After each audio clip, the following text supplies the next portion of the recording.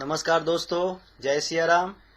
मैं सचिन पांडे एक बार फिर आपके सामने एक नया विषय लेकर आज उपस्थित हुआ हूं।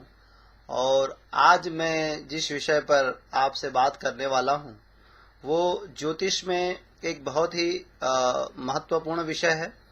और ज्योतिष के जानकार इस विषय की गणना आपकी जब कुंडली देखते हैं तो अवश्य करते हैं और इससे संबंधित उपाय भी आपको अवश्य बताते हैं, जिससे कि आपकी जो कुंडली है वो अच्छे से अच्छा परिणाम आपको दे सके। आपकी जो कारक ग्रह हैं उसका भी आप संपूर्ण रूप से फायदा ले सकें और जितने भी नकारात्मक ग्रह हैं आपके वो आपके कुंडली में बैलेंस हो सके। तो आज हम बात करेंगे ज्योतिष विज्ञान और बाधक भाव। तो दोस्तों, ज्योतिष विज्ञान और बाधक भाव ये हम और आप सभी जानते हैं कि हमारी कुंडली में, लेकिन इससे पहले मैं आपसे एक गुजारिश कर लूं कि अगर आपने मेरा चैनल अभी तक सब्सक्राइब नहीं किया है तो सब्सक्राइब कर लें, ताकि आने वाले भविष्य में मेरे वीडियोस आप तक आसानी से पहुंच सके। तो दोस्तों, हम और आप ये सभी अच्छे से जानते हैं कि ज्योतिष में एक बाधक ग्रह होता है, जो आपकी कुंडली का एक बाधक ग्रह होगा, जो आपको आपकी कुंडली में बाधक की भूमिका, बाधक का मतलब हम और आप सभी जानते हैं रेजिस्टेंस। तो आपकी कुंडली में रेजिस्ट करेगा किसी भी चीज के लिए, जिस चीज से या जिस भाव से या जिस वस्तु से वो संबंध रखता है उसके लिए। तो मित्रों, चलिए देखते हैं कि बाधक ग्रह होता क्या है और बाधक ग्रह किस लग्न या किस राशि के जातकों के लिए किस तरह की भूमिका अदा करता है। तो सर्वप्रथम हम बात करेंगे बाधक भाव के बाधक ग्रह, पहले बाधक भाव फिर उसका कारक और या उसके स्वामी के बारे में। तो सर्वप्रथम हम बात करेंगे काल पुरुष। काल पुरुष की प्रथम राशि जो है, काल पुरुष जो हमारी कुंडली में जो काल पुरुष की राशि मानी जाती है वो प्रथम राशि है और वही लग्न भी बनता है। तो आप अपनी कुंडली खोल लें और उसे देखें कि आपका लग्न कौन सा है। तो लग्न अगर मान लीजिए 1 से 12 में से ही एक होगा लग्न। अगर 1 नंबर वहां पर आता है और लग्न है तो आप ये माने कि आपका जो लग्न है वो मेष लग्न है। तो मेष लग्न के जातकों के लिए, मेष लग्न के जातकों के लिए जो बाधक भाव है वो 11वां भाव बनेगा और बाधक भाव के स्वामी बनेंगे शनिदेव। तो 11वां भाव बाधक भाव हुआ और स्वामी हुए शनिदेव। इसी प्रकार से वृषभ लग्न की अगर हम बात करेंगे तो वृषभ लग्न के जातकों के लिए जो वृषभ लग्न बनेगा, वृषभ लग्न 2 नंबर आपका लिखा जाएगा। देख लीजिए आपके लग्न भाव में 2 लिखा है क्या? अगर 2 लिखा है तो वृषभ लग्न के जातकों के लिए उनका 9वां भाव बाधक भाव बनेगा और 9वां भाव वृषभ लग्न के जातकों के लिए मकर राशि आती है और उसके भी स्वामी शनिदेव होते हैं। तो उन्हें भी बाधक भाव 9वां और बाधकेश शनि माने जाएंगे। इसी प्रकार मिथुन लग्न के जातकों के बारे में अगर हम बात करते हैं तो मिथुन लग्न के जातकों के लिए सप्तम भाव, ध्यान रखिएगा, मिथुन अगर आपके लग्न में 3 लिखा है तो आप मिथुन लग्न के जातक हैं और आपका जो बाधक भाव है वो सप्तम भाव होगा। और मिथुन लग्न के जातकों में सप्तम भाव जो है धनु राशि पड़ती है, तो आपके बाधकेश होंगे गुरुदेव। इसी प्रकार कर्क राशि या कर्क लग्न की बात करते हैं तो कर्क लग्न में अगर आपके लग्न में 4 लिखा है तो आप ये ध्यान रखें कि आपका लग्न कर्क है। तो कर्क लग्न के जातकों के लिए बाधक भाव जो होगा वो 11वां भाव होगा। कर्क लग्न के जातकों के लिए बाधक भाव 11वां भाव होगा और 11वें भाव में पड़ी राशि जो है वो बाधक राशि गिनी जाएगी और उसके जो स्वामी होंगे वो उसके बाधकेश गिने जाएंगे। तो कर्क लग्न में 11वीं जो राशि आएगी वो वृषभ राशि आएगी और उसके स्वामी शुक्रदेव होंगे।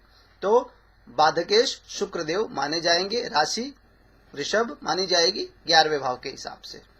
इसी प्रकार हम सिंह लग्न के बारे में बात करते हैं तो सिंह लग्न के जातकों के लिए खास ध्यान रखिएगा, सिंह लग्न के जातकों के लिए नवा भाव जो होगा वो बाधक की भूमिका अदा करेगा। तो सिंह लग्न के जातकों में नवा भाव जो है वो मेष राशि आएगी। तो मेष राशि का स्वामी मंगल, तो बाधक भाव नवी भाव भाग्य भाव बनेगा उनका, और जो उनके बाधकेश बनेंगे वो मंगल देव बनेंगे। तो ये सिंह लग्न के जातकों के लिए होगा। उसी प्रकार हम कन्या लग्न के जातकों के बारे में बात करेंगे। तो कन्या लग्न के जातकों के लिए सप्तम भाव बाधक की भूमिका अदा करेगा। तो सप्तम भाव में जो है कन्या लग्न के जातकों के लिए जो आएगा वो मीन राशि आएगी, और मीन राशि सप्तम भाव में होने के वजह से बाधकेश उनके बनेंगे गुरुदेव। तो इसी प्रकार कन्या राशि तक की बात हो गई। अब हम अगली राशि अगला लग्न लेते हैं तुला लग्न। देखिए राशि और लग्न आप अपने हिसाब से समझ लें, लेकिन हम लग्न से संबंधित विवेचनाएं ज्यादा है।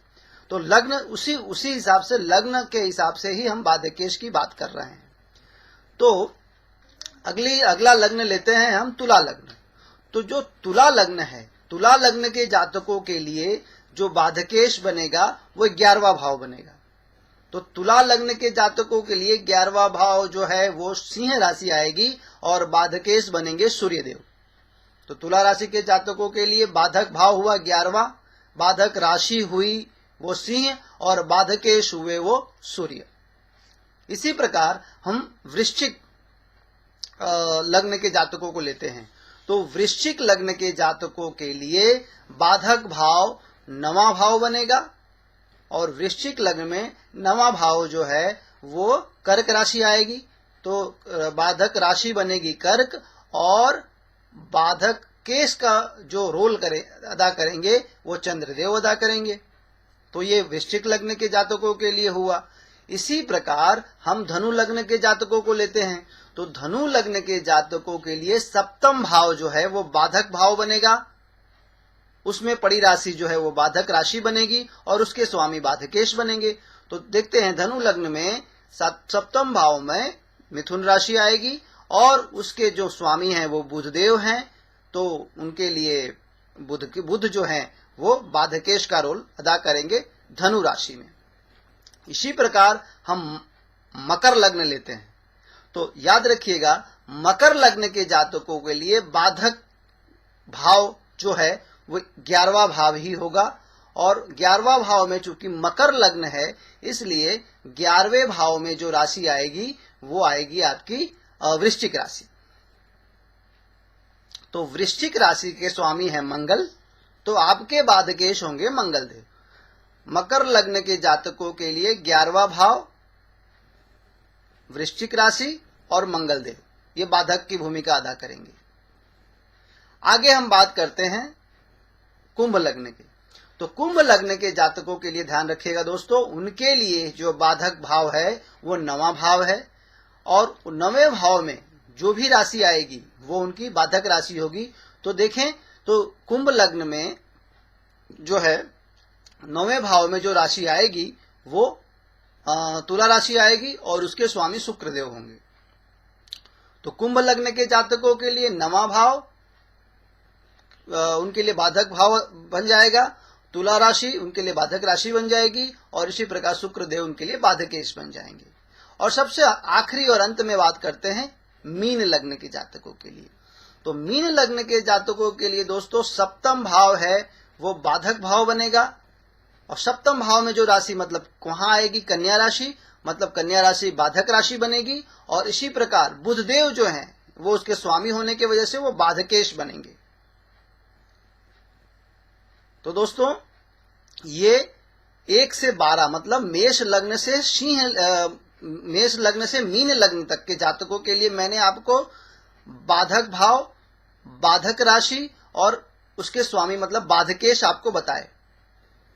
ज्योतिष के अनुसार कहा जाता है कि अगर आपका बाधक भाव सुषुप्त अवस्था में है या बाधकेश सुषुप्त अवस्था में है तो आपको घबराने की ज्यादा जरूरत नहीं है। लेकिन अगर इस बाधक भाव में कोई कारक भाव का स्वामी आकर बैठ गया तब तो इसे परेशान करना ही पड़ेगा, इसे एक्टिव करना ही पड़ेगा, क्योंकि उससे संबंधित हम परिणाम नहीं ले पाएंगे।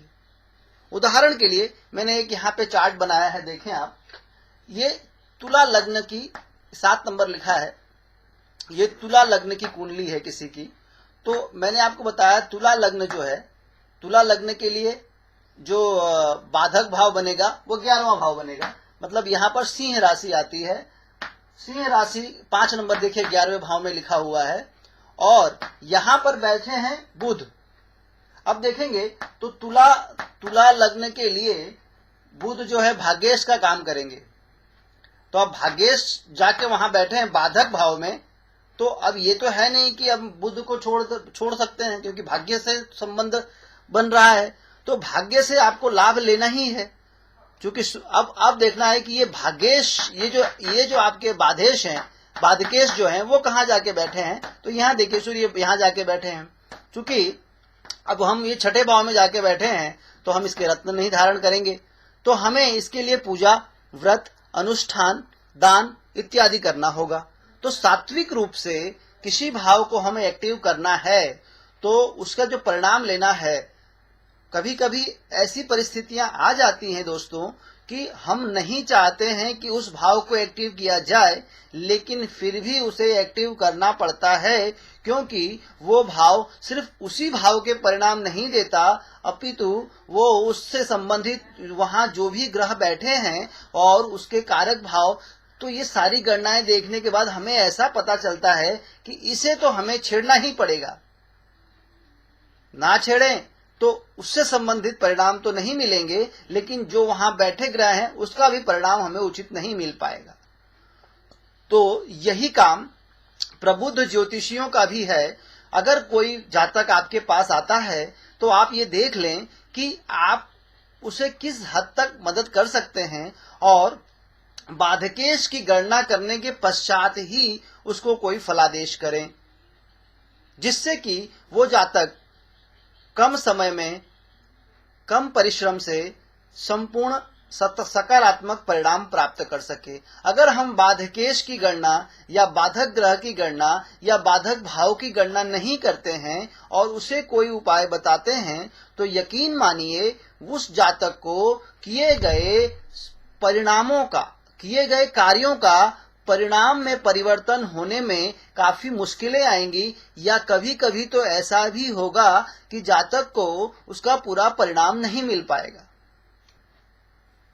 तो जातक फिर आपके पास आएगा और आपसे कहेगा कि आपके द्वारा किए गए फलादेश जो थे वो मुझ पर सटीक नहीं बैठ रहे हैं, या मैंने अब तक जो भी उपाय किए इसका मुझे संपूर्ण परिणाम नहीं मिला है। तो दोस्तों, ये अत्यंत आवश्यक है कि जब भी आप किसी की कुंडली फलित करें तो उसका बाधक ग्रह, बाधक भाव और बाधकेश की भूमिका जो भी ग्रह अदा करते हैं उससे संबंधित जानकारी भी उसे अवश्य दें, ताकि उसे उस कार्य को करने में सरलता हो। तो मैं उम्मीद करता हूं कि मेरा ये छोटा सा प्रयास आपको जरूर पसंद आएगा। अगर आपको ये मेरा प्रयास पसंद आता है या इससे संबंधित कोई भी आप कमेंट देना चाहते हैं तो कमेंट सेक्शन में अवश्य लिखें, जिससे मैं अपने आने वाले वीडियोस में आपके सुझावों को अमल करके और भी अच्छे तरीके से आपको बताने का प्रयास करूंगा। उम्मीद करता हूं कि मेरा ये प्रयास आपको पसंद आएगा। अगर अभी भी आपने मेरा चैनल सब्सक्राइब नहीं किया है तो कर लें, जिससे कि समय समय पर आने वाले मेरे वीडियोस आप तक आसानी से पहुंच सकें और आप इसका लाभ ले सकें। तो दोस्तों, उम्मीद करता हूं कि मेरा ये प्रयास आपको पसंद आया होगा। अगले वीडियोस में किसी और विषय के ऊपर लेकर फिर आपके सामने उपस्थित होऊंगा। तब तक के लिए जय श्री राम। नमस्कार दोस्तों।